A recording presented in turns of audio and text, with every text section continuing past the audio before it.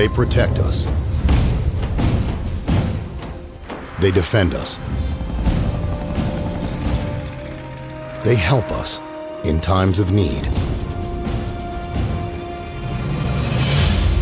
But they're being destroyed from within. Last year saw more Army suicides than any year on record. Day Our son was just one of thousands of veterans that this country has lost to suicide. after day Only to die here at home in their sleep. after day. He then used a pistol to take his own life. There is a hidden enemy at work, It's got to stop. and it's hiding in plain sight.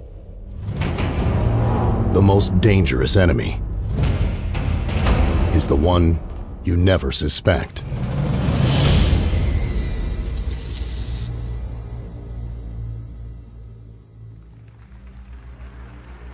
June 18th, 1940.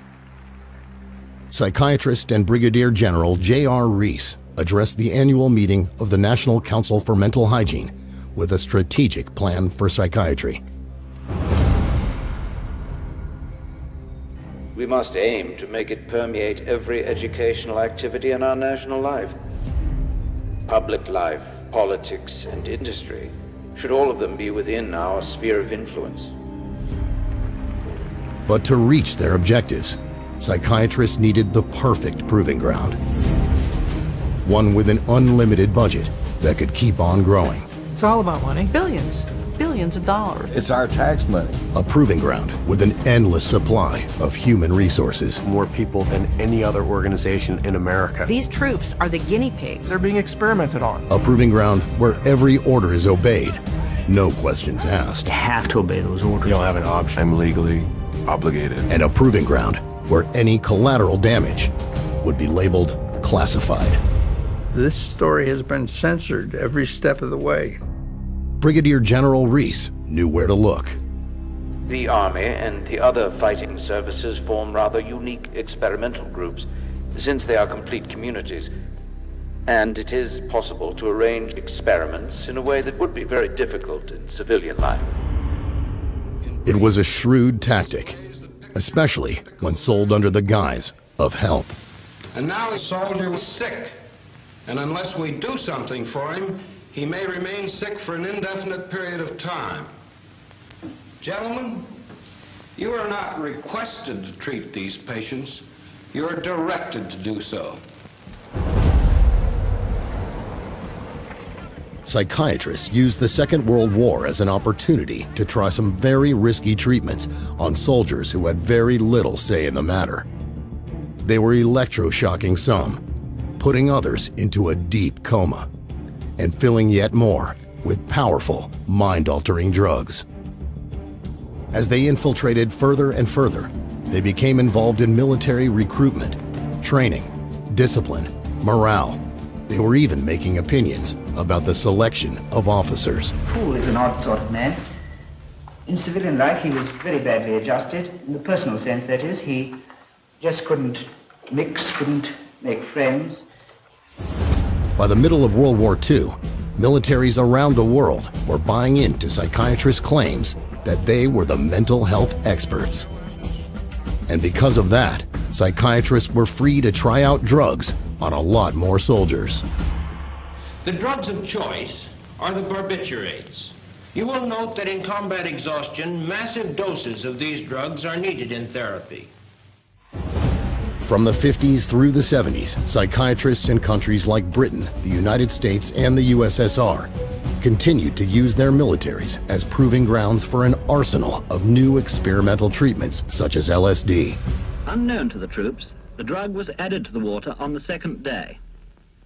At 11:40, the first effects of the drug make their appearance. The men no longer take cover, they relax and begin to giggle.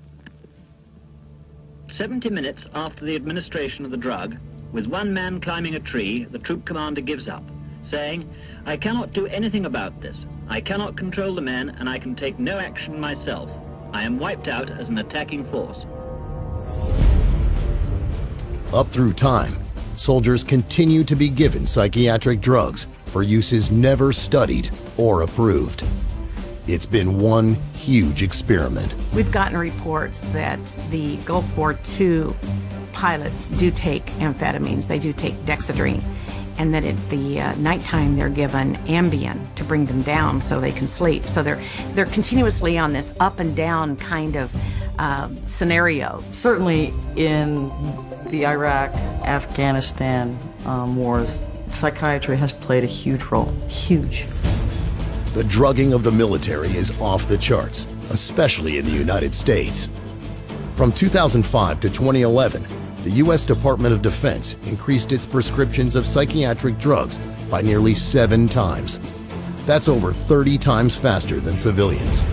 There was friends of mine that I saw had 2, 3, 4 pills that they had to take daily. You find soldiers that are on dozens of medications. I've heard as high as 14. I know of some troops, personally, who were given up to 20 different drugs. It's kind of depressing if you look at the number of medications that I've been on.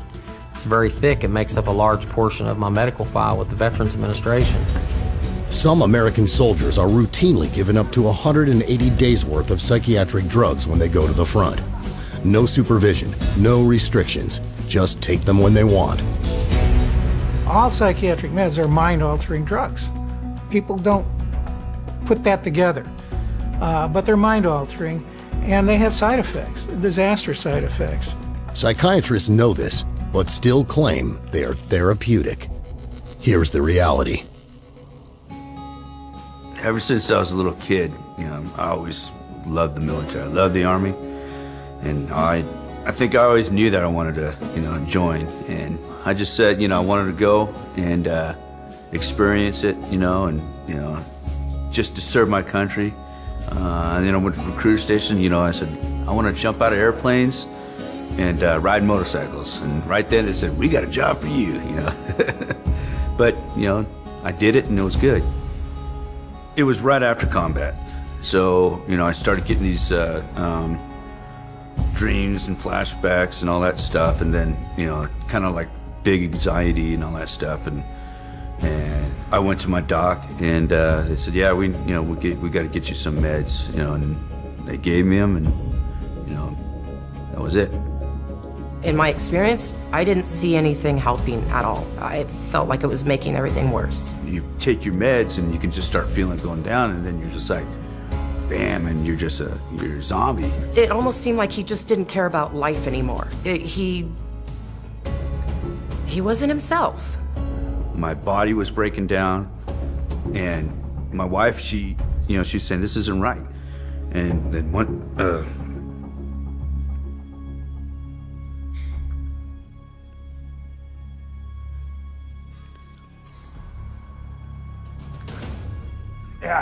I was all drunk, and the meds just taking that and I just said, I'm done. And I took my pistol, put it in my mouth, and she opened up the door. I took him, and I said, I said, we could do something, and this shit just didn't work, and I had to literally grab the weapon away from him because it probably would have happened. That's why I said, I'm stopping. I'm stopping taking all this. It's killing me. It's gonna kill me. It's gonna kill my wife.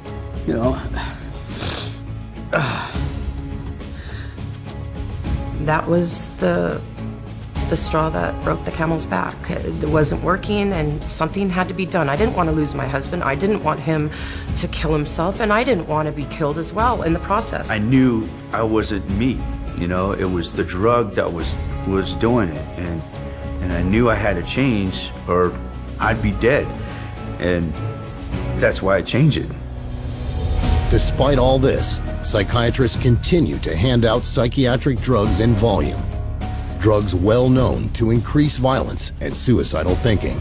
And last year, within the DoD, there were 349 suicides among military personnel. That's almost one a day, literally one a day. That's more suicides than were killed in combat. And as bad as it is in active duty, veterans have it far worse. They're killing themselves at a rate of 22 a day, one every 65 minutes. Immediate action is needed, not just in the United States, but around the world. I deal a lot with a lot of our soldiers within our NATO brothers and sisters. Canada, New Zealand, Australia, UK, Germany, France, Belgium, and even soldiers down in Italy and even in Spain. Each and every one of them have complained about the issues dealing with psychotropic drugs with them. I was stationed in Germany for a while. I was in Kosovo for a while. And they had talked about that, yeah, when they see the psychiatrist, they do give them psychotropic drugs. A lot of our veterans have told us that when they went for help whilst they were still serving, they were then prescribed medication, it didn't help. Quand on envoie un patient chez un psychiatre, il ressort directement avec des molécules chimiques. І справді, психіатри давали військовослужбовцям небезпечні наркотики, при цьому знаючи, що військовослужбовці мають в руках небезпечну зброю. Och någonstans så finns det ju någon drivande orsak till att vi skriver ut mer och mer piller. Men vi får ju inte förväntade resultatet. Psychiatry is now an accepted part of militaries internationally. But for the world's soldiers, it is nothing but trouble. More British soldiers and veterans committed suicide in 2012 than were killed in battle. Same thing for the relatively small Australian military over the past decade. 20% of the deaths of German troops abroad are from suicide. And the Russian military has a suicide rate 65% higher than the rest of the entire country. So, what is the solution? Get rid of psychiatry and mental health. Don't leave them in charge. Mental health will not improve until psychiatrists are no longer in charge of it. I truly believe that they are destroying our military. Statistically, you are less likely to be shot by an enemy than to be killed by a pharmaceutical drug. That's the truth about psychiatry. And yet, psychiatry's reach today goes well beyond the military. It is just as J.R. Reese planned. Psychiatric treatment tested out and advanced within the military, spilling out into every nook and cranny of civilian life. Psychiatry is currently an international $330 billion a year industry. It promised help. It delivers pain, damage, and death. The hidden enemy has now been revealed. What happens next is up to all of us. You've got the facts. Fight back.